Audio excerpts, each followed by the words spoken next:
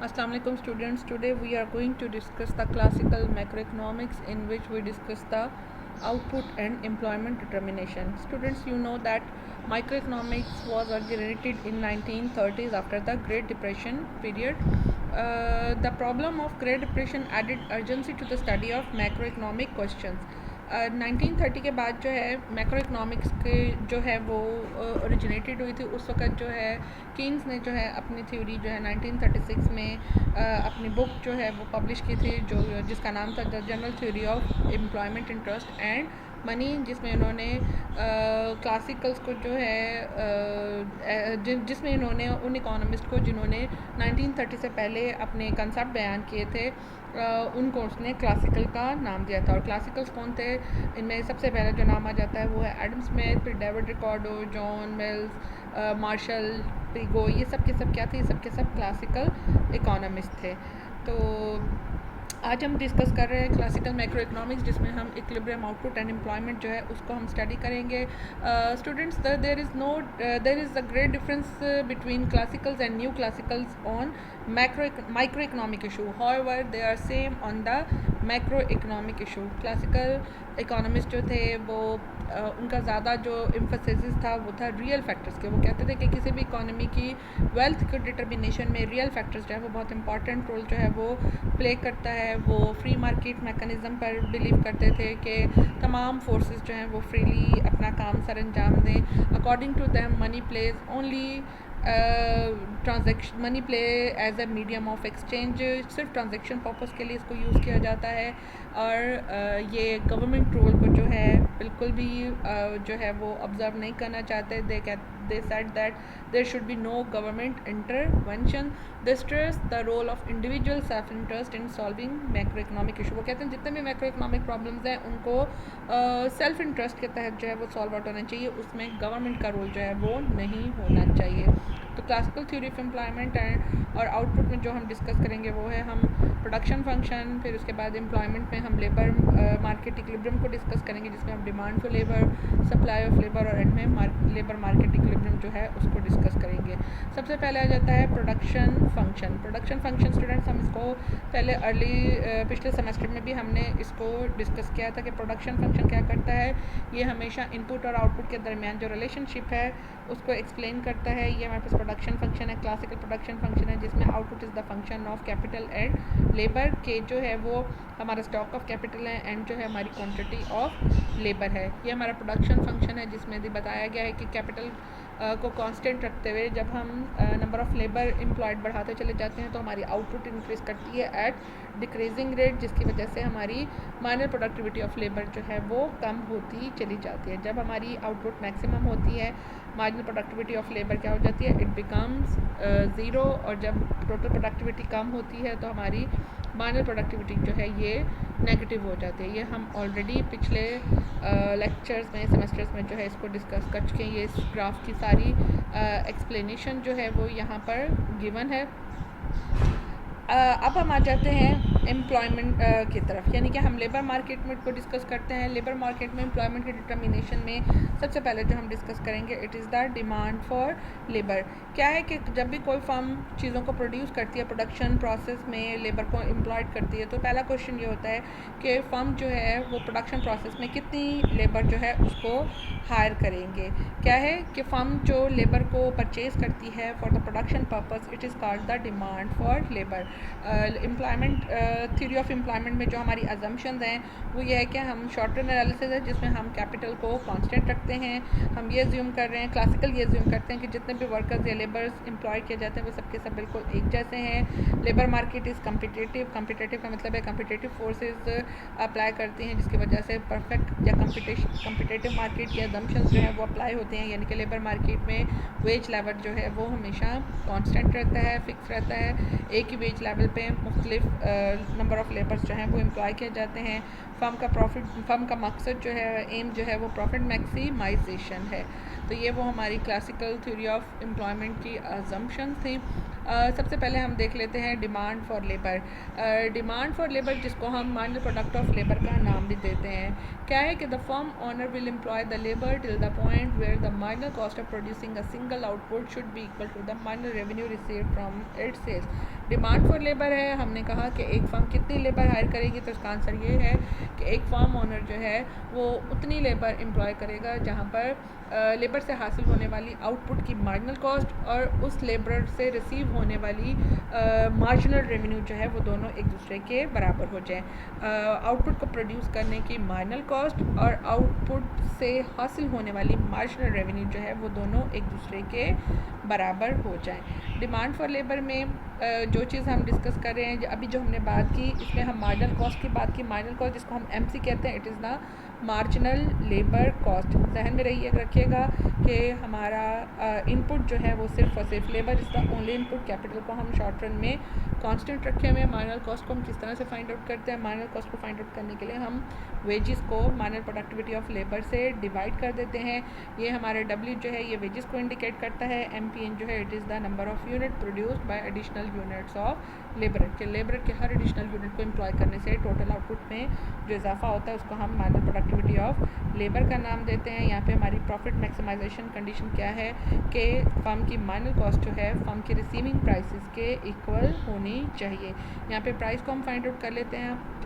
MC जो है हमारी प्रॉफिट मैक्सिमाइजेशन कंडीशन क्या है कि MC should be equal to P. यहाँ पे हम पी की एमसी की जगह पे इसकी वैल्यू जो है वो पुट कर देते हैं, P is equal to W over V M P N. इसको हम अगर हम वी एम पी एन के लिए अगर हम इसको सॉल्व कर लें तो क्या करेंगे? डब्ल्यू उधर चला, पी इधर आ जाएगा, एम पी एन इधर आ जाएगा।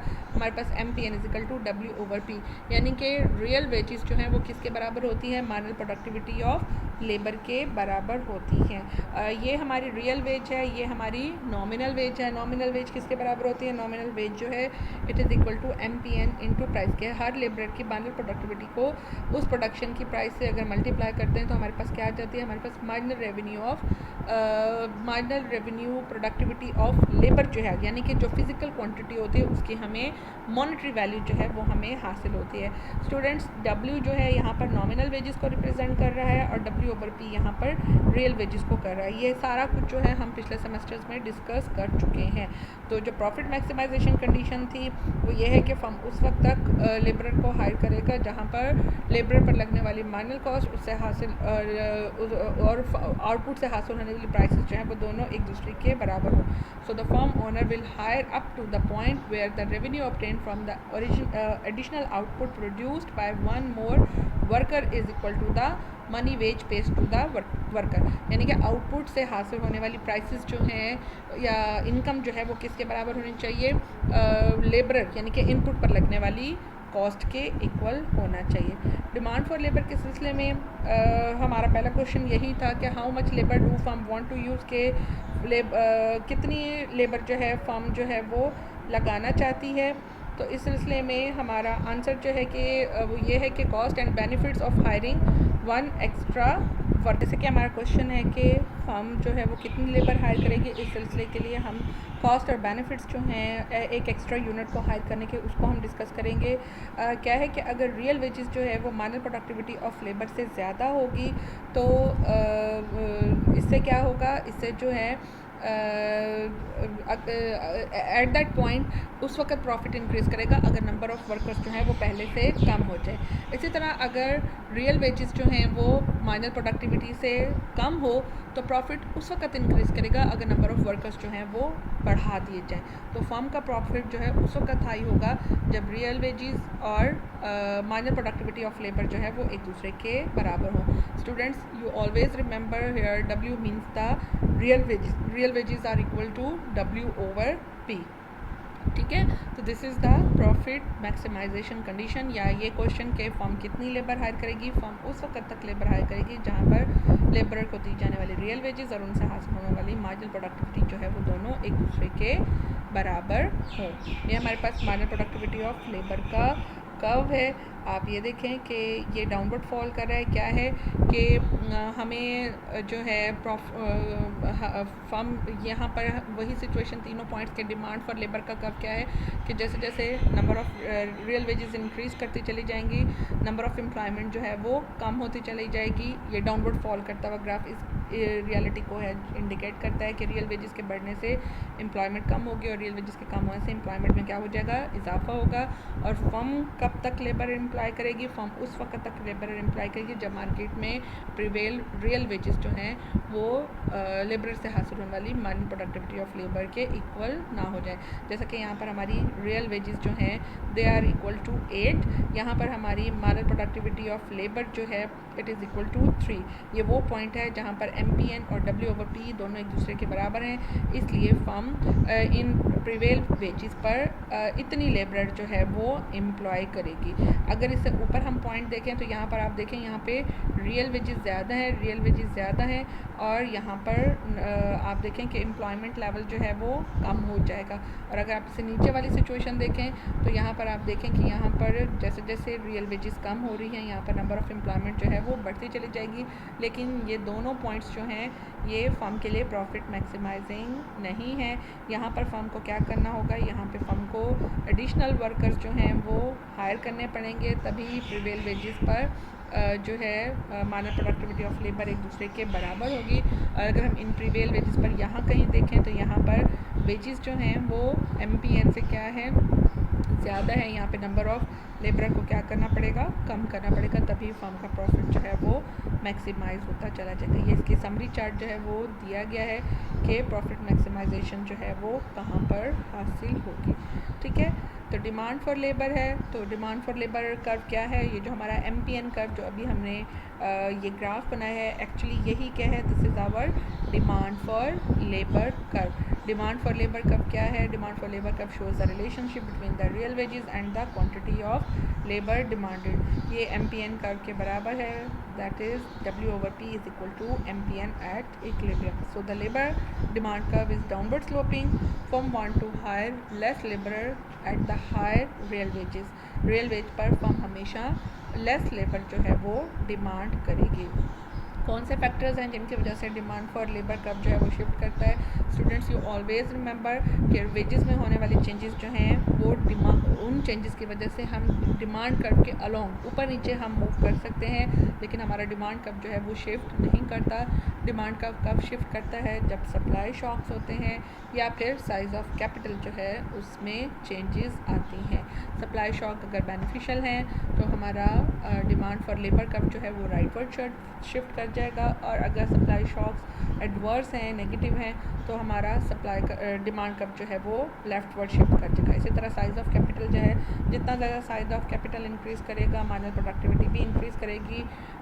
जो हमारा डिमांड फॉर लेबर कर्व है वो राइटवर्ड शिफ्ट करेगा, और ऑपोजिट उस वक्त शिफ्ट करेगा जब कैपिटल स्टॉक जो है वो कम होता चला जाएगा। फिर जो है डिमांड फॉर लेबर की जब हम बात करें, ये हमने इंडिविजुअल फर्म के लिए हमने जिक्र किया था। हम मार्केट की बात करते हैं तो हम एग्रीगेट लेबर डिमांड कर्व करते हैं। Aggregate labour demand curve is the sum of all the firm in the labour market, और ये भी तभी शिफ्ट करता है जब सप्लाई शॉक्स हो जाते हैं या साइज़ ऑफ कैपिटल जो है वो शिफ्ट करता है। ये हमारे पास aggregate demand for labour curve है। जब बेनिफिशियल सप्लाई शॉक है तो ये राइटवर्ड शिफ्ट होगा, और in the case of adverse supply shock it will shift on the leftward। ठीक है बच्चे, स्टूडेंट्स ये इसका समरी चार्ट है। अब हम आ जाते हैं सप्लाई ऑफ लेबर की तरफ। सप्लाई ऑफ लेबर किसकी तरफ से होती है, it is determine the individual. हर आम बंदा जो काम करना चाहता है, अपनी सर्विसेज देना चाहता है, it indicate the supply of labour. Aggregate supply of labour क्या होगी, it is the sum of individuals labour supply. सारे इंडिविजुअल्स लेबर सप्लाई को अगर हम इकट्ठा कर लें तो हमारे पास एग्रीगेट लेबर सप्लाई आ जाएगी। और labour supply of individual always depends upon the labour लेयर चॉइस के। लेबर इंडिविजुअल्स जो हैं वो काम और लेयर में से क्या करना चाहते हैं। जितना ज़्यादा लेबर की चॉइस होगी, लेबर सप्लाई इंक्रीज़ कर दीजिएगा। अगर वो लेयर को चूज़ करते हैं, लेयर मीन फुर्सत, आराम, तो उस सूरत में सप्लाई ऑफ लेबर जो है वो पहले से कम हो जाएगी। फिर आ जाता है इसके अलावा जो है utility which in turns the income layer trade off, ठीक है। जो लेबर लेयर चॉइस जो है ये इनकम लेयर ट्रेड ऑफ में कन्वर्ट हो जाती है कि जब आप लेबर करते हैं तो उसके मुकाबले में आपको इनकम रिसीव होती है, तो आप लेयर और इनकम में से ट्रेड ऑफ करते हैं, चूज़ करते हैं कि आपने इनकम चाहिए या आपको आराम चाहिए। इसके अलावा utility also depends upon the consumption and layer.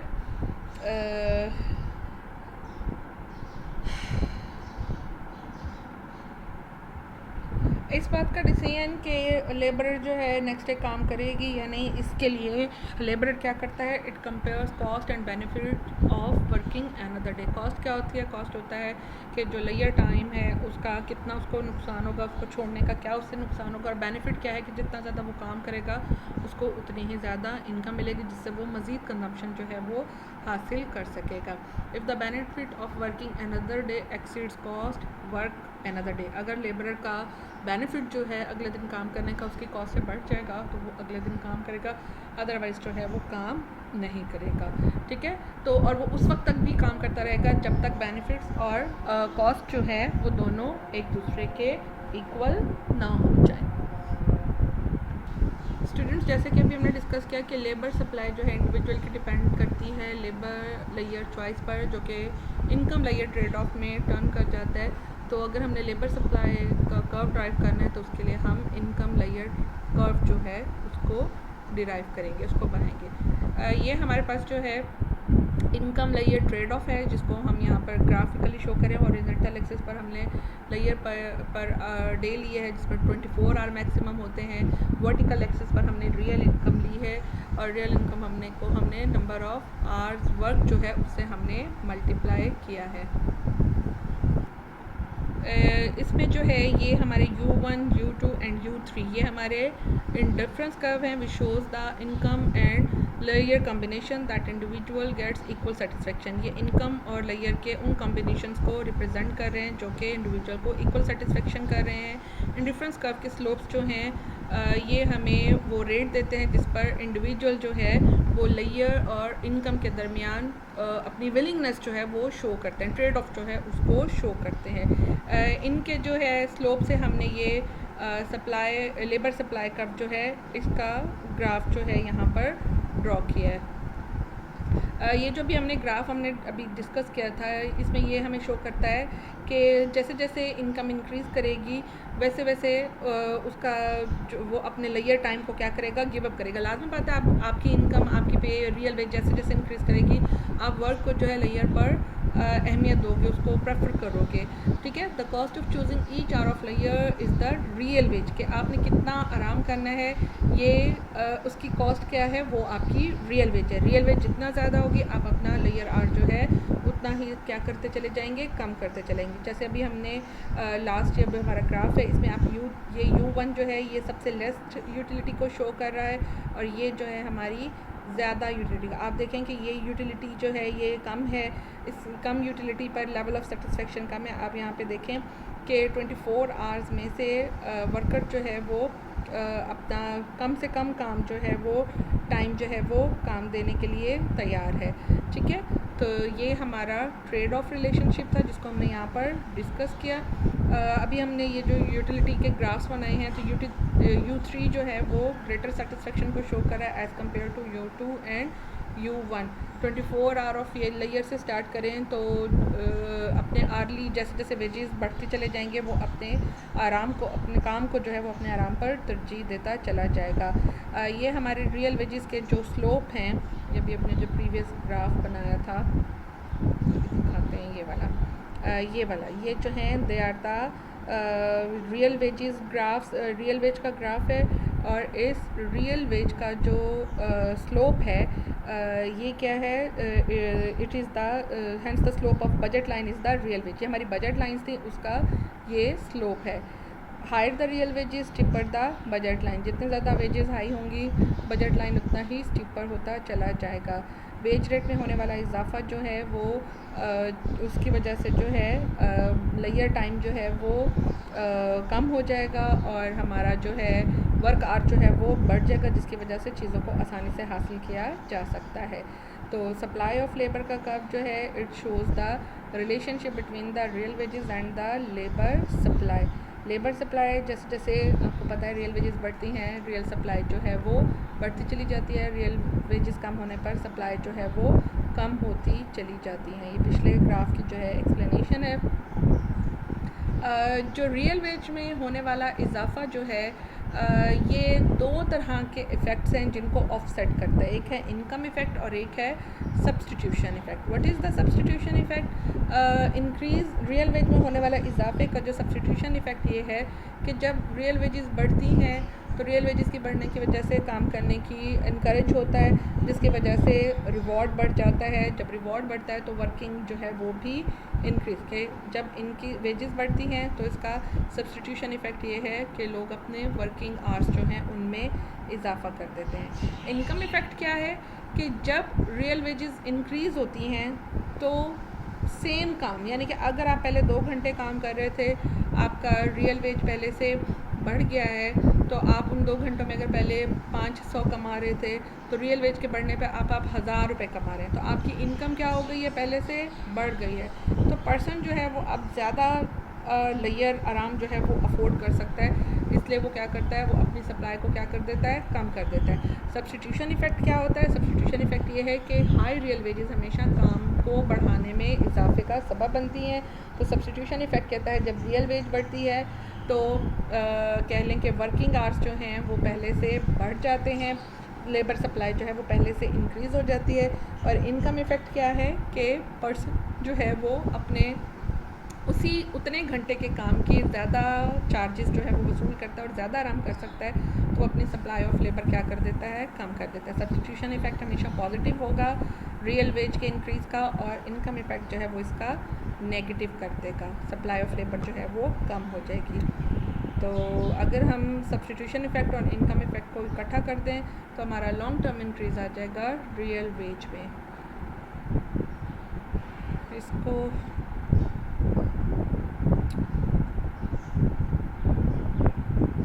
ये हमारे पास लेबर सप्लाई कर्व है जो कि पॉजिटिव है। एक्स एक्सिस पर सप्लाई ऑफ लेबर का लेबर सप्लाई लिखी गई है और वाई एक्सिस पर रियल वेजेस लिखे हैं। ये हमारा upward slope labour supply curve है जो इंडिकेट कर रहा है कि जैसे जैसे रियल वेजेस बढ़ती हैं सप्लाई ऑफ लेबर भी बढ़ती चली जाती है। वो कौन से फैक्टर्स हैं जिससे सप्लाई ऑफ लेबर जो है वो शिफ्ट कर जाता है? सबसे पहले आ जाता है हेल्थ, जितनी ज़्यादा वेल्थ जितनी ज़्यादा होगी लेबर सप्लाई उतनी कम है। आपके पास जितनी ज़्यादा लोग विरासत में आपको जायदाद में, आप अपना काम जो है वो कम कर देंगे, लेबर सप्लाई का लेफ्टवर्ड शिफ्ट हो जाएगा।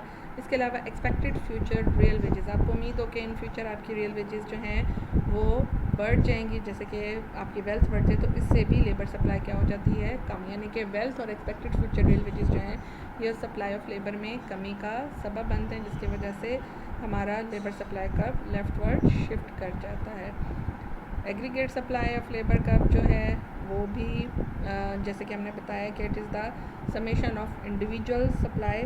तो एग्रीगेट लेबर सप्लाई इंक्रीज़ करती है जब रियल वेजेस जो हैं वो बढ़ जाती हैं। कुछ लोग जो हैं वो ज़्यादा घंटे काम करते हैं और लोग जो हैं वो अट्रैक्ट होके रियल वेजेस के में इजाफे की वजह से लेबर फोर्स का हिस्सा बन जाते हैं, जिसकी वजह से हमारा एग्रीगेट लेबर सप्लाई कर्व जो है वो अपवर्ड मूव करता है। कौन से फैक्टर्स हैं जो हमारे एग्रीगेट लेबर सप्लाई कर्व को शिफ्ट करते हैं? वही सेम कि अगर वेल्थ जो है वो पहले से कम हो जाए या एक्सपेक्टेड रियल वेजेस जो हैं वो पहले से कम हो जाएं या वर्किंग एज पॉपुलेशन जो है उसमें इजाफा हो जाए, तो इन सब की वजह से जो है हमारा जो है एग्रीगेट लेबर सप्लाई कर्व जो है वो लेफ्टवर्ड जो है वो शिफ्ट कर जाता है।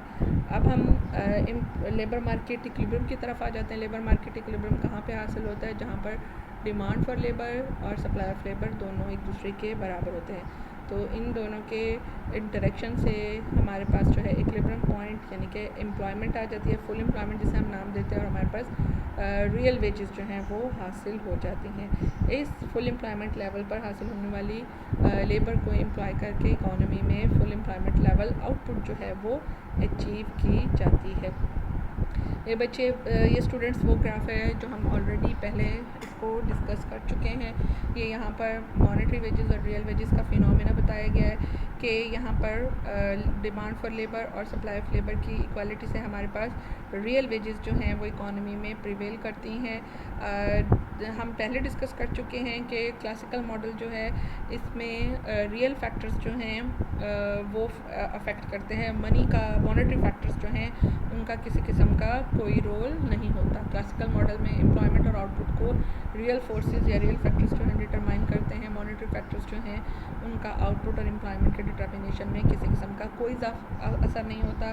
सो कभी अगर प्राइसेस इंक्रीज़ करती हैं तो प्राइसेस के इजाफे की वजह से डिमांड फॉर लेबर जो है वो बढ़ जाती है, जिसकी वजह से डिमांड और सप्लाई में गैप क्रिएट होता है, यानी कि सप्लाई कम होती है, डिमांड ज़्यादा होती है, जिसकी वजह से वेजेस को इंक्रीज़ करने पर प्रेशर पड़ता है, लेकिन वेजेस में उतना ही इजाफा होता है जितना कि प्राइसेस में होता है, जिसकी वजह से ये गैप जो है वो रिमूव कर जाता है। जैसे कि आप देखें कि इस ग्राफ में आप देखें कि ये हमारे पास इनिशियल जो है वेज है, ये हमारे पास ये लेबर मार्केट से हमारे पास ये वेजेस डिटर्मिनेशन हुई, ये हमारे पास सप्लाई ऑफ लेबर का कर्व है, ये हमारे पास डिमांड का कर्व है, ये हमारे पास एम्प्लॉयमेंट लेवल है। अगर प्राइसेस इंक्रीज़ करती हैं, प्राइसेस के इंक्रीज़ होने की वजह से जो है डिमांड फॉर लेबर जो है वो बढ़ जाती है। डिमांड फॉर लेबर बढ़कर ग्राफ यहाँ पर शिफ्ट कर जाता है, आगे चढ़ जाता है, जिसकी वजह से डिमांड फॉर लेबर बढ़ जाती है, लेकिन सप्लाई ऑफ लेबर जो है वो उतनी ही रहती है। ये गैप जो है ये प्रेशर डालता है वेजेस के ऊपर कि वेजेस में इजाफा किया जाए। डिमांड फॉर लेबर में इजाफे की वजह से वेजेस में इजाफा किया जाता है, लेकिन वेजेस में होने वाला इजाफा बिल्कुल उतना ही होता है जितना कि प्राइसेस में होता है, जिसकी वजह से सप्लाई ऑफ लेबर शिफ्ट करती है उतनी, और हमारी जितनी के डिमांड बढ़ी है, जिसकी वजह से हमारा एम्प्लॉयमेंट लेवल जो है वो कांस्टेंट रहता है, उसमें कोई चेंजेस जो है वो क्रिएट नहीं होती। एज अ रिज़ल्ट हमारा आउटपुट लेवल जो है वो क्या रहता है, वर्टिकल रहता है कि जो प्राइसेस और वेजेस में जो चेंजेस हैं वो सेम रहती हैं, जिसकी वजह से हमारा एग्रीगेट सप्लाई फंक्शन जो है वो वर्टिकल रहता है। When the price increases from P1 to P2 and P3, the wage increases from W1 to W2 and W3 such that W1 over P1, W2 over P2 and W3 over P3 all remains equal। ये देखें जैसे कि यहाँ पे जितनी prices बढ़ती हैं उतनी ही वेजेस बढ़ती हैं, सेम इजाफे की वजह से हमारी रियल वेजेस जो हैं, प्राइसेस में 2 का इजाफा हुआ है तो वेजेस में भी 2 का इजाफा हुआ है, प्राइसेस में 3 का इजाफा हुआ है तो वेजेस में भी 3 का। एज अ रिज़ल्ट हमारा रियल वेज लेवल जो है वो कांस्टेंट रहता है। वेजेस के कांस्टेंट रहने की वजह से हमारी आउटपुट जो है उसमें भी किसी किस्म की कोई चेंजेस नहीं आती। Hence relating P and Y the aggregate supply function is vertical, what ever is the price the output is not change. This is the labour market equilibrium जिसकी मदद से हमने आउटपुट और एम्प्लॉयमेंट डिटरमाइन किया। This is the determination of output and employment in the classical model. Students ये था हमारा output और employment determination in the classical model. Hopes हो कि आपको ये मॉडल समझ में आया